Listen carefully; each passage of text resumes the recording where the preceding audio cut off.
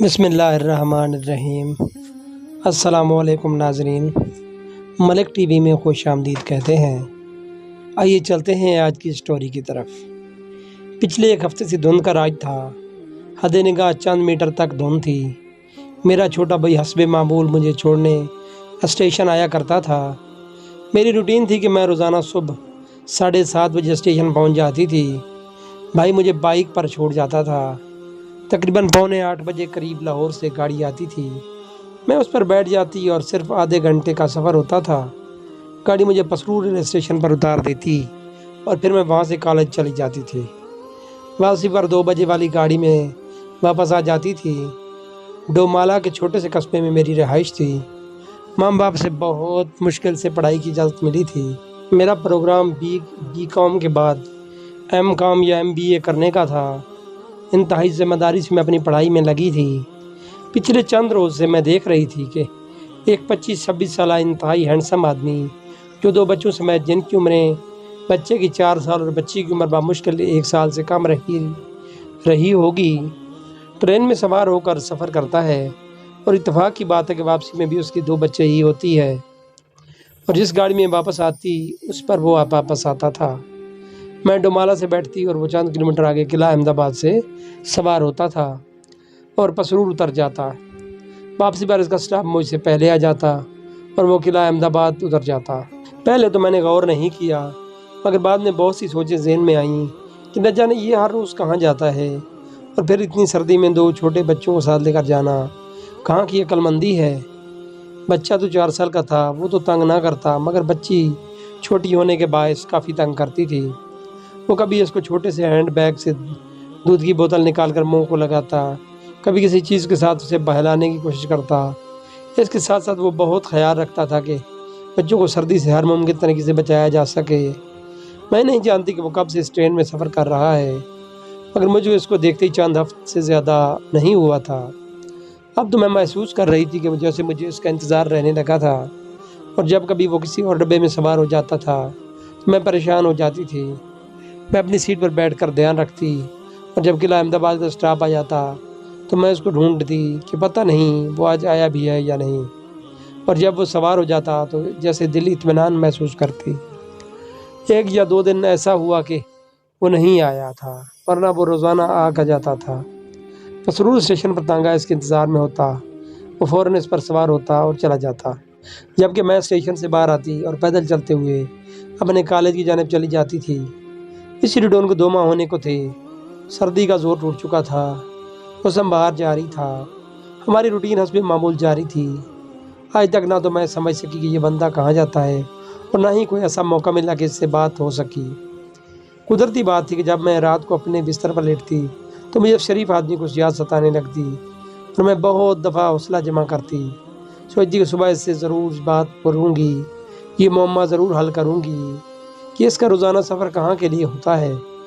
مگر صبح نہ جانے کون سی طاقت مجھے روک لیتی، کیونکہ سردی کا موسم تھا، اس لیے اس نے بیٹی کو کمبل میں لپیٹا ہوتا تھا، اور اب جب سردی قدرے کم تھی تو بچی کمبل سے باہر تھی، تو میں نے محسوس کیا کہ دونوں بچے ماشاءاللہ بہت پیارے تھے۔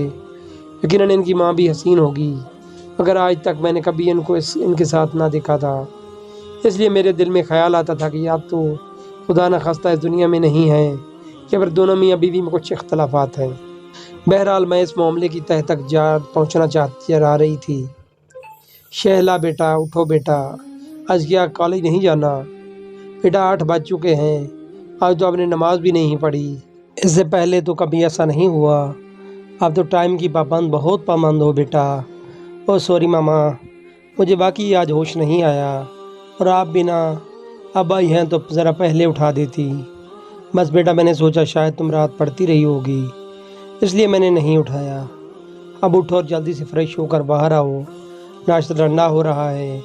جی میں ابھی آئی، بھائی ابھی گھر میں ہیں یا چلے گئے ہیں کالج؟ بیٹا بس وہ نکلنے والے ہیں، تم آ جاؤ ان سے بھی مل لینا۔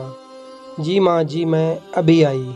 شہلا حسن علی اور رابعہ کی اکلوتی بیٹی تھی۔ شہلا حسن سے چھوٹے 2 بیٹے تھے، وقاص اور وقار۔ وقاص FA کر رہا تھا، وقار ابھی 9th میں تھا۔ حسن علی محکمہ ڈاک سے ریٹائرڈ تھے اور آج کل بس دوستوں سے گپ شپ میں وقت گزارتے تھے۔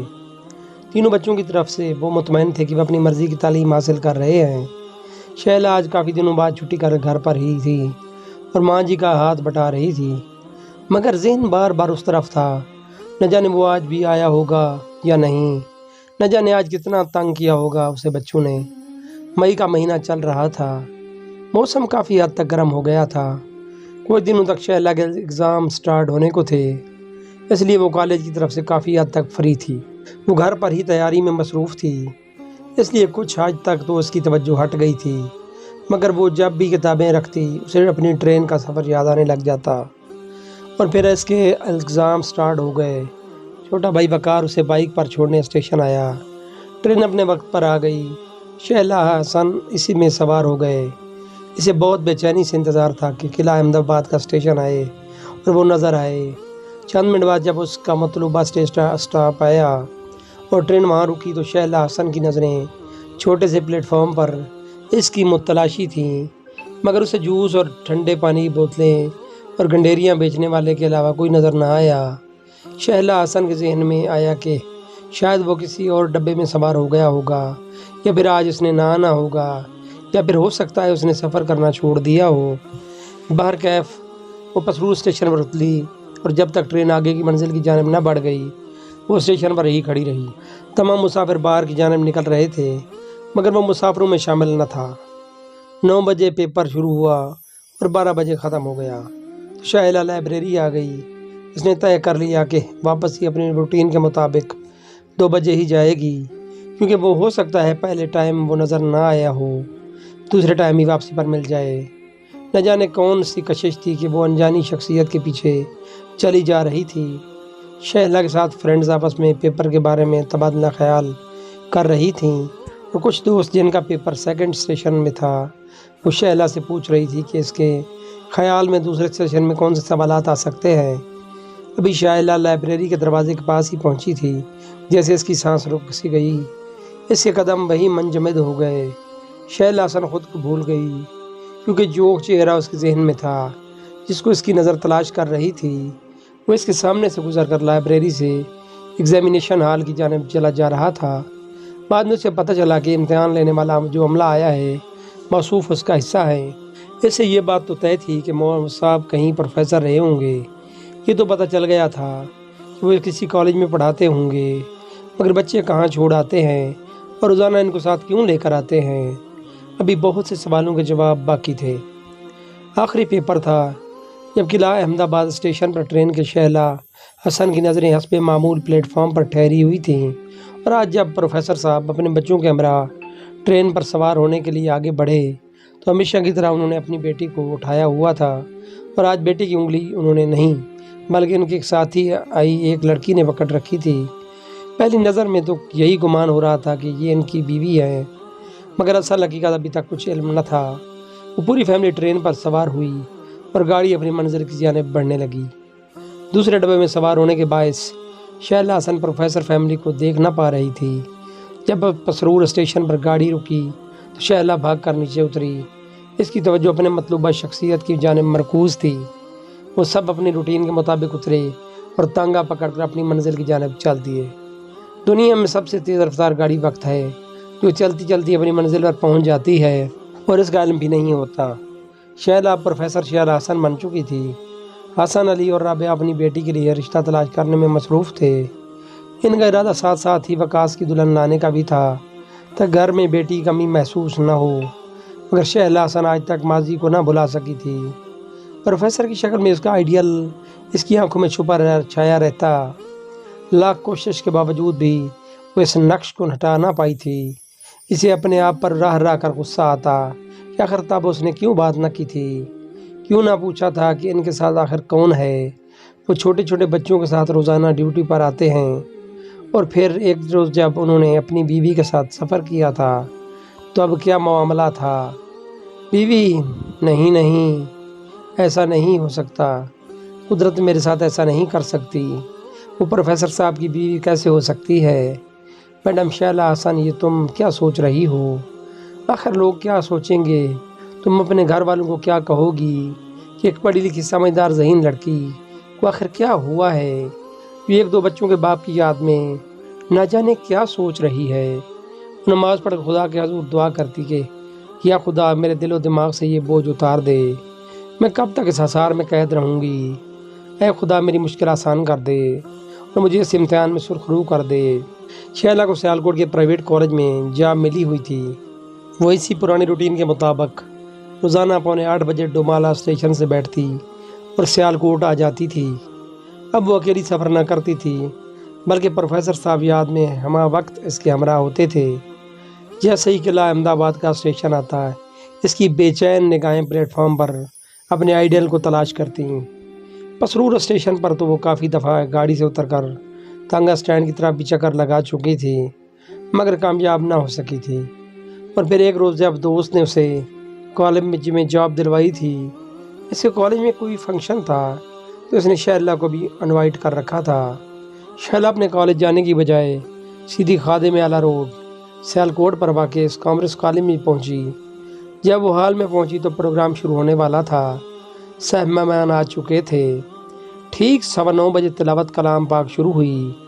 جیسے جیسے کلام پڑھا جا رہا تھا، شہلا حسن کے لبے دعا کے کلمات کے ساتھ ہل رہے تھے۔ اس کی آنکھوں سے پانی ساون کی طرح برس رہا تھا، اور پھر شاید قدرت کو اس پر ترس آ گیا تھا۔ اس کا امتحان ختم ہو گیا تھا۔ جیسے ہی اس نے آنکھیں کھولیں، سامنے اسٹیج پر پروفیسر صاحب بیٹھے تھے۔ شہلا حسن فوراً اپنی کرسی اچھل ہی پڑی۔ ایک لمحے کو تو وہ جیسے بھاگ کر اسٹیج پر چڑھ ہی جاتی، مگر اس موقع اور وقت کی نزاکت کو سمجھتے ہوئے تھوڑا انتظار کرنا پڑا۔ مگر ابھی صرف 1 گھنٹہ پروگرام ہوا تھا۔ شہلا کی ہمت جواب دے گئی تو وہ فوراً اٹھی اور اسٹاف روم میں آ گئی۔ واش بیسن سے منہ پر پانی کے چھٹے مارے، خود کو فریش کیا، اور اس لیے اس کی دوست فہمیدہ بھی اس کے پیچھے آ گئی۔ پوچھا شہلا تمہاری طبیعت تو ٹھیک ہے کیا؟ بھائی ابھی تو پروگرام شروع ہوا ہے، ابھی تو انٹرٹینمنٹ کا بہت سامان باقی ہے، پھر بھی اگر تمہاری طبیعت ٹھیک نہیں ہے تو میں چائے بھجوا دیتی ہوں، ریلیکس ہو کر آ جانا۔ نہیں فہمیدہ نہیں، پلیز میری بات سنو، میں بالکل ٹھیک ہوں۔ شہلا اب کوئی بھی موقع ہاتھ سے جانے نہیں دینی چاہتی تھی۔ اس نے سب ہمت کر کے اپنا مطلوبہ شخصیت کے بارے میں پوچھ ہی لیا۔ فہمیدہ پچھلے 10 سال سے کالج میں وائس پرنسپل کی سیٹ پر کام کر رہی تھی۔ اس کے اپنے حلقہ و احباب کے ساتھ بہت اچھے تعلقات تھے۔ پروفیسر علی کے بارے میں وہ بہت اچھی طرح جانتی تھی۔ اس نے جو کہانی شہلا کو سنائی وہ کچھ اس طرح تھی۔ علی اپنے والدین کی سب سے بڑی اولاد تھا، باقی بہن بھائی چھوٹے تھے۔ ریلا گھر والوں کی پسند تھی، علی نے گھر والوں کو اختیار دے رکھا تھا۔ ریلا ایک متوسط گھرانے سے تعلق رکھنے والی معقول صورت لڑکی تھی۔ مسرور شہر میں میکا تھا۔ دونوں میاں بیوی کے مابین اچھی انڈرسٹینڈنگ رہی۔ دونوں ایک دوسرے کے ساتھ بے حد خوش تھے۔ ایک چیز جس کا دونوں کو ہمیشہ دکھ رہتا کہ وہ خود سے کہیں آ نہ جا سکتے، گھر میں انتہائی سخت رویہ رہتا۔ ریلا کے ہمراہ اس کے برعکس علی اس کا ہمیشہ خیال رکھتا اور ہر طرح کی سہولت دیتا۔ اس طرح 1 سال گزر گیا۔ خدا نے دونوں کو اپنی نعمت سے نوازا۔ بیٹا اپنی ماں کی فوٹو کاپی تھا۔ علی بہت خوش تھا، اس کے والدین بھی کچھ حد تک خوش تھے، مگر جانے ان میں روکھا پن کیوں ختم نہ ہو پا رہا تھا۔ وقت گزرتا رہا۔ پروفیسر علی صبح ڈیوٹی پر چلے جاتے، شام کو آتے، سارا دن ساس بہو کی تو میں چلتی رہتی۔ ریلا بہت کچھ برداشت کرتی، مگر کبھی اس نے اپنی ساس کو برا نہیں کہا، یہاں تک کہ وہ علی کو بھی کچھ نہ بتاتی۔ جب کبھی بات حد سے بڑھ جاتی تو ریلا کی طبیعت خراب ہوتی تو علی سمجھ جاتا کہ گڑبڑ ہوئی ہے۔ موسم بدلے، سال بدلے، حالات بدلے، مگر ریلا کی ساس کا رویہ نہ بدلا۔ ریلا کے میکے والے اچھے لوگ تھے۔ کبھی کبھار سال بعد ہی کوئی فرد آتا، وہ بھی تھوڑی دیر کے لیے، اور واپس چلے جاتے۔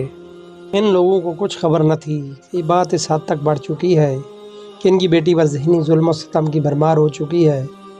کبھی کبھار جب اس سے علی اور راحیلہ پسرور جاتے تو وہ دن راحیلہ کے لیے بہت فریش ہوتا، مگر اپنے گھر آ کر وہ دوبارہ ذہنی اذیت کا شکار ہو جاتی۔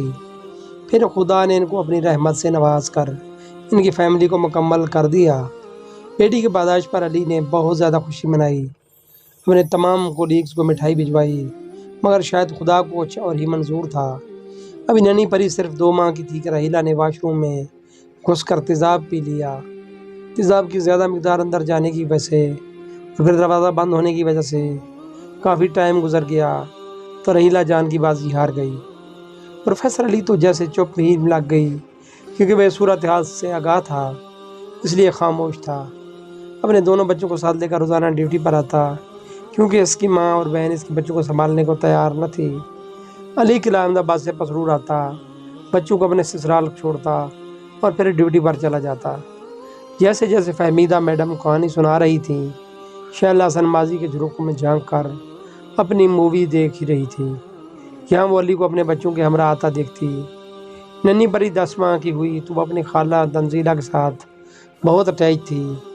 علی کے ساس سسر بہت شریف لوگ تھے، انہیں علی کی تنہائی اور بچوں کی جدائی کا احساس تھا۔ انہیں پتہ تھا کہ علی کی زندگی میں بھی جو بھی لڑکی آئے گی وہ علی کے بچوں کی ماں نہ بن سکے گی۔ اس لیے ایک روز انہوں نے علی سے بات کرنے کا سوچا۔ پھر انہوں نے علی سے کہا کہ وہ تنزیلہ سے نکاح کر لے، اس طرح بچوں کو بھی ماں مل جائے گی اور تمہاری رحیلہ کی کمی بھی پوری ہو جائے گی۔ علی کو ایک شوق سا لگا، اس کا ذہن اس بات کے لیے رضامند نہ تھا، پھر بھی اس نے کچھ ٹائم سوچنے کو لیا۔ یہ تو اسے پتہ تھا کہ اس کے ماں باپ اس بات کے لیے کبھی بھی نہیں مانیں گے، مگر اس نے بہت وقت سے سوچ سمجھوتا کر لیا تھا کہ اب اسے زندہ رہنا ہے۔ ادھر جب تنزیلہ کو اپنے والدین کی طرف سے حکم ملا تو اس نے بہت احتجاج کیا، مگر آخر اسے ہاں کرنی پڑی۔ پھر تنزیلہ کے ساتھ علی کا نکاح ہو گیا، مگر علی کی قسمت میں شاید سکون نہ تھا۔ تنزیلہ جو دونوں بچوں کی انتہا کا پیار کرتی تھی، شادی کے بعد اس کا رویہ سوتیلی ماں سے بھی زیادہ برا نکلا۔ علی کو کچھ سکون نہ تھا۔ خاموش طبع علی پہلے سے زیادہ چپ رہنے لگا، اور پھر صرف 3 ماہ بعد ہی تنزیلہ نے خلا کا دعویٰ دائر کر دیا۔ تنزیلہ کو ماں باپ نے بہت سمجھایا، مگر شاید وہ کچھ سمجھنے کے لیے تیار ہی نہ تھی۔ 5 ماہ سمجھانے کے باوجود جب وہ نہ سمجھی تو مجبوراً طلاق ہو گئی۔ علی ایک بار پھر تنہا ہو گیا۔ آج اس کے دونوں بچے اسکول پڑھ رہے ہیں۔ پسرور سٹی میں اس نے ایک چھوٹا سا گھر لے رکھا ہے۔ ایک اماں جی ہیں جو گھر میں کام کرتی ہیں۔ شہلا حسن نے جیسے ہی پوری کہانی سنی وہ ایک فیصلہ کر چکی تھی، پھر وہاں سے وہ سیدھی اپنے گھر آ گئی۔ 1 ہفتے کی چھٹی لے کر وہ اپنے کمرے میں قید ہو گئی۔ پھر ایک روز جب حسن اور رابعہ نے اسے ایک رشتے کے متعلق بات کرنے کے لیے آئے تو اس نے اپنا فیصلہ ان کو سنا دیا۔ حسن علی سمجھدار انسان تھے، انہوں نے بیٹی کے جذبات کو سمجھتے ہوئے فیصلہ پروفیسر علی سے ملنے تک موقوف کر لیا۔ میڈم فہمیدہ کے گھر علی اور حسن کی ملاقات ہوئی۔ پروفیسر علی ذہنی طور پر اس بات کے لیے تیار تو نہ تھے، مگر شہلا نے فہمیدہ میڈم کو اس طرح سمجھایا تھا کہ فہمیدہ علی کو قائل کرنے میں کامیاب ہو گئیں، اور پھر حسن اور علی کی ملاقات مثبت ثابت ہوئی۔ آج شہلا علی خوش و خرم زندگی بسر کر رہے ہیں۔ دونوں بچوں کے بعد ایک مزید بیٹا اور بیٹی خدا نے عطا کیے، مگر شہلا اپنے بچوں سے زیادہ بڑے بچوں کا خیال رکھتی۔ پروفیسر علی بہت خوش رہنے لگے تھے، اور اب انہوں نے اپنے کالج کھولنے کا فیصلہ کر لیا ہے، جس کی پرنسپل شہلا علی ہوں گی۔